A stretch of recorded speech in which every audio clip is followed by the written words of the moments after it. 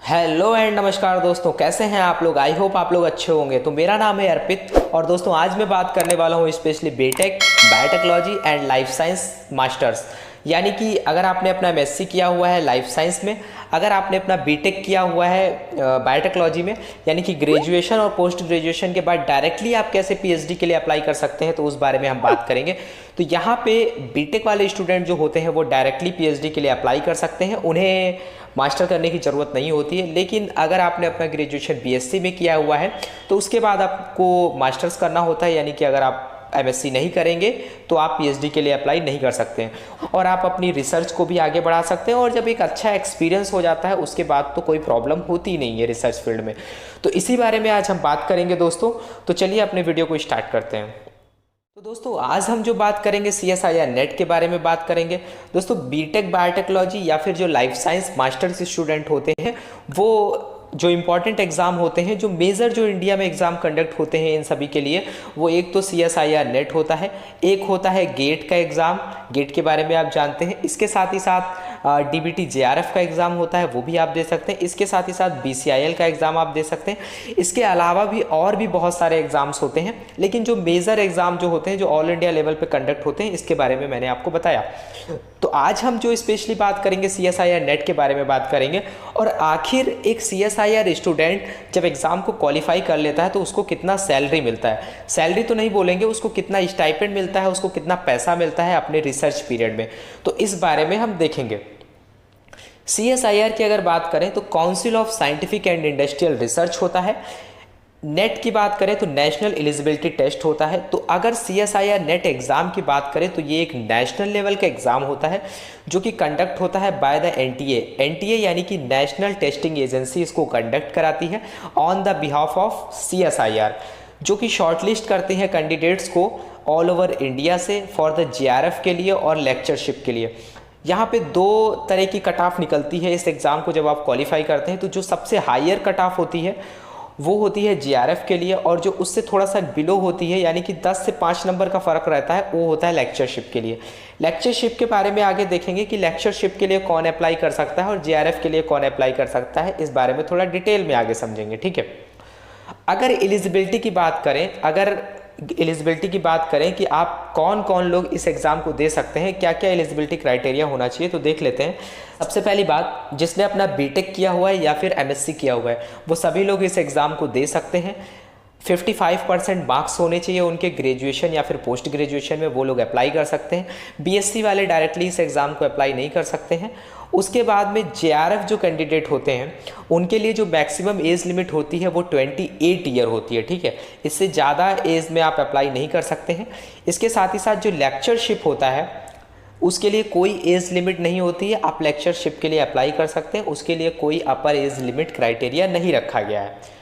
इसके आगे थोड़ा सा देख लेते हैं कि अगर आप सीएसआईआर नेट एग्ज़ाम को क्वालिफाई कर लेते हैं तो उसके बाद आपको क्या क्या बेनिफिट्स मिलते हैं, क्यों आपको इस एग्ज़ाम को देना चाहिए। देखिए इस टाइम पे सभी को जॉब चाहिए।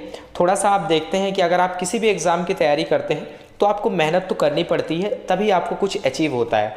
तो यहाँ पे भी अगर आप सीएसआईआर नेट को क्वालिफाई करना चाहते हैं तो यहाँ पे भी आपको थोड़ा सा अपने स्टडी पे फोकस करना होता है, तभी आप एक अच्छा रैंक स्कोर कर सकते हैं। क्योंकि ये ऑल इंडिया लेवल का एग्ज़ाम होता है तो काफ़ी ईजी भी नहीं होता है और बहुत ज़्यादा टफ भी नहीं कह सकते हैं कि कोई इसको कर ही ना पाए। तो इस एग्ज़ाम के बारे में देखते हैं कि क्या क्या इसकी इम्पोर्टेंस है। देखिए अगर आप इस एग्ज़ाम को क्वालिफाई करते हैं तो इसमें दो तरह की रैंक बनती है, ठीक है। एक तो होती है जेआरएफ और एक होती है लेक्चरशिप। जेआरएफ का कट ऑफ जो होता है वो हाई होता है और लेक्चरशिप का कट ऑफ थोड़ा सा नीचे होता है, जिसको हम एलएस बोलते हैं। एक होता है जेआरएफ, एक होता है एलएस। तो जेआरएफ जो होता है वो जो फेलोशिप होती है उसके लिए बीटेक और एमएससी कैंडिडेट दोनों ही एलिजिबल होते हैं और वो पीएचडी के लिए अप्लाई कर सकते हैं, ठीक है। जैसे ही आप इस एग्ज़ाम को क्वालिफाई कर लेते हैं उसके बाद आप पीएचडी के लिए अप्लाई कर सकते हैं, जो कि आपका 5 ईयर का प्रोग्राम होता है। मिनिमम 5 ईयर होता है और मैक्सिमम थोड़ा सा ज़्यादा भी लग जाता है किसी किसी को।